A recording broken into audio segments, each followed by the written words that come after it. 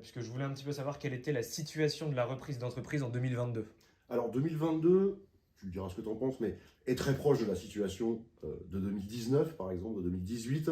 On a en gros 30 000 entreprises chaque année qui ferment faute de repreneurs. Et ce qui est une catastrophe économique pour la France. Si on parle juste du BTP notamment, on est sur entre 40 et 45 000 entreprises qui fermeront faute de repreneurs dans les 10 années qui viennent. Donc c'est vraiment une situation dangereuse pour l'emploi, dangereuse pour la richesse de notre pays, mais aussi une formidable opportunité. Le sujet est tellement sérieux que je crois qu'il a même été évoqué lors du débat de l'entre-deux tours de la présidentielle. C'est un sujet qui est au cœur des préoccupations des politiques de tous bords et qui est aujourd'hui pour vous effectivement une formidable opportunité, puisque parmi ces 30 000 entreprises, beaucoup sont des entreprises qui sont structurées et qui vont bien, qui génèrent des richesses et qui cherchent désespérément un repreneur. Mais pourquoi je dois m'y intéresser finalement à cette reprise?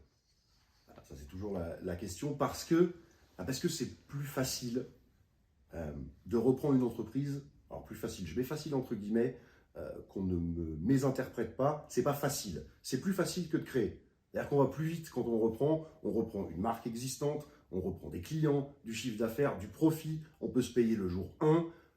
Pour moi, je sais que tu penses la même chose, la reprise bat la création d'entreprise dans tous les cas. On s'est même fait une promesse, Sébastien, c'est de ne plus jamais créer d'entreprise.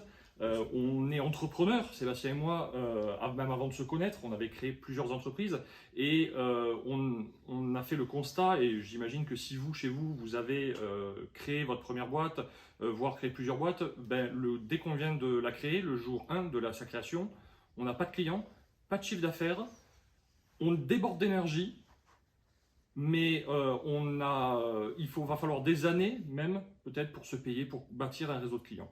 Quand vous reprenez une entreprise, le jour 1, vous avez des clients, du chiffre d'affaires, des employés qui travaillent, vous pouvez vous payer et vous avez la même énergie. Mais la fenêtre d'opportunité, à quel moment vous pensez que je dois vraiment intervenir? À quel moment je dois investir dans ce projet? Moi je dirais maintenant.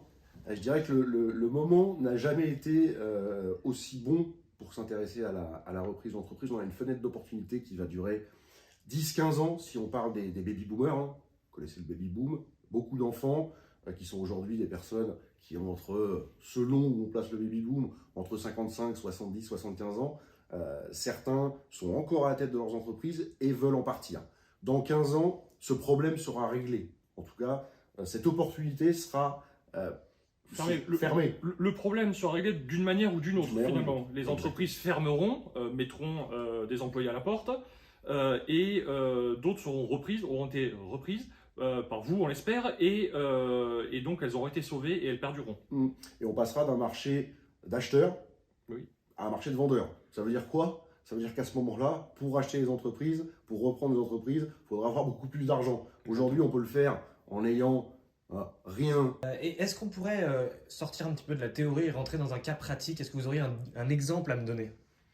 L'exemple du groupe Liber, je pense que ça me semble une... Oui, c'est plus simple pour nous pour le raconter, puisque c'est notre groupe et qui a été constitué uniquement avec les méthodes de reprenariat. Créé fin 2020, donc on est sur un peu plus d'un an de reprise. Aujourd'hui, on arrive à 20 millions d'euros de chiffre d'affaires, une dizaine d'entreprises en tout, plusieurs techniques utilisées et d'ici la fin de l'année, 6 à 8 nouvelles reprises pour entre 30 et 50 millions d'euros de chiffre d'affaires. Donc, voilà, en 2 ans, on aura fait quelque chose qui, en création... C'est l'histoire d'une vie. Alors, c'est l'histoire d'une vie et avec de la chance. Oui. Un point important, contrairement à l'obtention d'indépendance financière sur un horizon 5-10 ans, quand on va créer un petit business le soir en plus de son travail, le reprenariat vous permet d'être indépendant financièrement, c'est-à-dire de vivre 100% du reprenariat et donc d'arrêter votre activité salariée à côté dès la première reprise. Et c'est, je pense, aucun business model ne le permet. C'est assez unique puisque vous reprenez une entreprise, le patron qui était là avant qu'il part à la retraite se payait, vous récupérez instantanément son salaire puisqu'il n'y a pas de problème dans l'entreprise pour le payer. Et on parle d'entreprises entre 1 et 5 millions d'euros. Donc c'est des entreprises qui génèrent des sous. Rentable. Hein. Rentable, bien entendu.